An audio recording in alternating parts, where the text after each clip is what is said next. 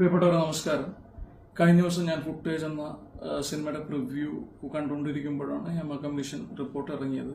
അപ്പോൾ ഞാൻ സിനിമ കണ്ടതിന് ശേഷം പുറത്തേക്ക് ഇറങ്ങുമ്പോൾ ഞാൻ എപ്പോഴും തമാശ പറയുന്ന എൻ്റെ വളരെ അടുത്ത കുറച്ച് ഓൺലൈൻ സുഹൃത്തുക്കളെ കാണുകയുണ്ടായി. അപ്പോൾ അവർ സിനിമയുടെ റിവ്യൂ ചോദിക്കുകയാണെന്നുള്ള തരത്തിലാണ് അവർ വന്നപ്പോൾ ഞാൻ അതാണ് പ്രതീക്ഷിച്ചിരുന്നത്. പക്ഷെ അവരെന്നോട് ചോദിച്ചത് ഹേമ കമ്മീഷൻ റിപ്പോർട്ടിനെ കുറിച്ചാണ്. അത് വളരെ ഗൗരവമേറിയ വളരെ ദീർഘമായിട്ടുള്ള റിപ്പോർട്ടാണ്. അപ്പോൾ അതിനെക്കുറിച്ച് പ്രതികരിക്കണമെങ്കിൽ നമ്മൾ അതിനെക്കുറിച്ച് മനസ്സിലാക്കണം, പഠിക്കണം, എന്നിട്ട് പ്രതികരിക്കണം.